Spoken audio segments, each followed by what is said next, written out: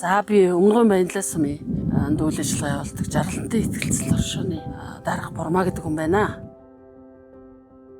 Бид энэ өнгөрсөн 22 оноос энэ талбайда сэргээгт хэрчим хүч ашиглаж энэ хүлэмжийн аж ахуйг хөгжүүлэх төслийг эхлүүлж ингээ 3 хүлэмжтэй усны савтаа гүр муудагтайгаар мөн мод тарих ажлыг бага хэмжээгээр өөрийнхөө чадалд тааруулаад эхлүүлсэн байсан. Тэгээ энэ жил Тэрбум мод сангийн төслийн уралдааны зарыг олж хараад тэгээ төсөл бичиж явуулсан маань ингээд дэмжлэг билээсэн юм аа. Тэгээ манайд бол хамгийн гол нь Тэрбум мод сангийн олон нийтийн оролцоонд тулгуурлаад мод тарих зөвлөлтөд тэнцвэрлэлийн нүүдлийг сааруулах гэдэг чиглэл бол манай яг зорж байгаа үйл ажиллагаанд яг одоо их зогсож байсан учраас энэ төслийг хий гэж одоо бид нар оршууны гишүүтэй ярилцаад төслийг хийсэн маань харин их дэмжлэг хүлээсэн Тэрбум мод сангийн хамт олон толоод одоо энэ санг үүсгэн байгуулсан Монголд үйл ажиллагаа явуулж байгаа арилжааны банкуудын холбоонд одоо туйлын талархаж байгаагаа бид нар хэлэх ёстой.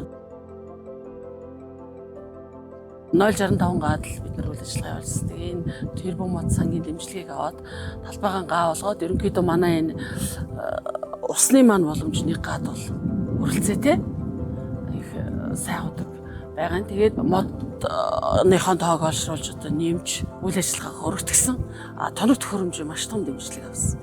Энэ маань бидний үйл ажиллагааг явуулах гар хөдлөмөрийг хөнгөвчлөх тэгээ илүү үйл ажиллагаагаа өргөтгөх өргөн цар хүрээтэй үйл ажиллагаа явуулах хамгийн том дэмжлэг байгаа.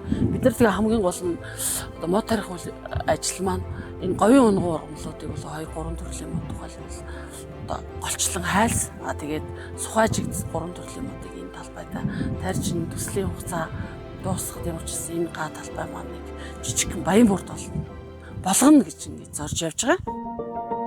Энд ирж байгаа хамтарч ажиллаж байгаа нутгийн иргэдэд бид нар бас энэ үйл ажиллагаа байнга танилцуулж мод хэрхэн тарих уу хэрхэн усалж арчилах уу төмс хүнсний ногоог бас жоох өргөх хэрэгцээнд одоо гар худагаа түшиглээд ч юм уу тий хэрхэн тарж болох уу за энэ хашаанд услагаанд хэдийн материал орж байна тэрэн зах зээл дээр ямар үнэтэй байна гэдгийг байнга болох хүмүүст мэдээлж одоо мэдээлэл хүргэж явж байгаа нэг энэ жилийн үед бол биднээс модны суулгах заваад 2 өргөх тариалж байгаа.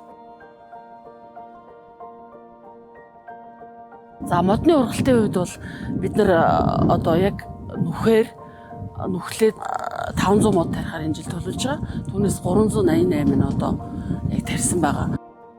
Өмнөгөн аймгийн Ой ангиас суулгах заавар төлөвлөж байгаа.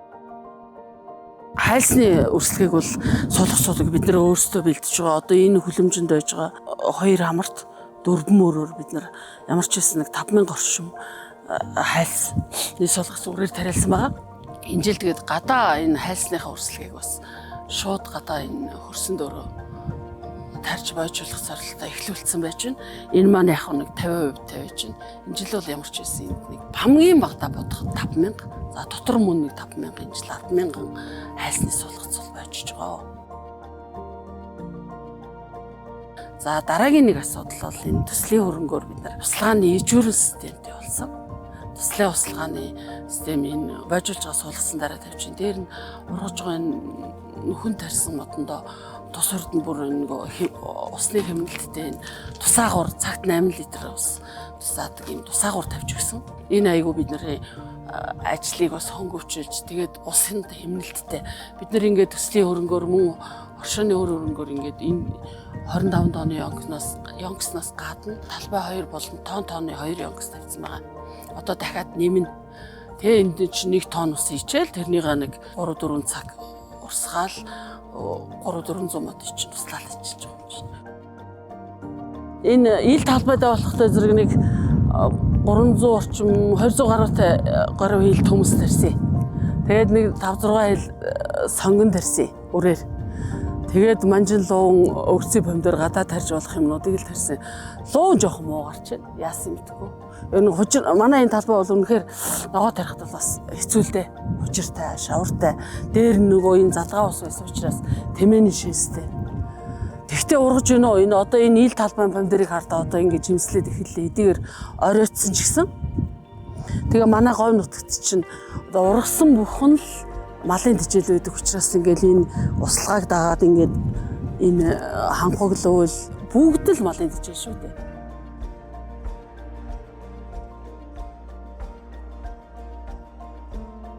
нэг инүүнтэй холбогдол хэлэхэд адилхан бид нар эндээ нөгөө мод тариад эхэлсэн байсан чинь өвөл нөгөө хашаа босч байгаа хангалтгүй байсан чинь туулаа орж ирээ манай нэг 50-д мод тарьсан байсан чинь баргийн нийтээд энэ хүлэмжнээс гаргасан нөгөө тарьсан ногоо нийш шиг бүгдийг нийтээд баахан туулан бас ингээ бутраач явцсан байсан. Нөгөө эми ургамал тариалдаг хүн тэр туулан басын тороор хийж яваа явцсан шүү дээ. Тэгээ энэ жил сангийнхаа оронгоор нөгөө төслөө бичихтэй бүр туулаанаас хамгаалах тор гэж зориуд бичиж байж тор авч яасан. Туулаанаас хамгаалсан. Тэгээ одоо туулаач байтгаа огтонч байхгүй.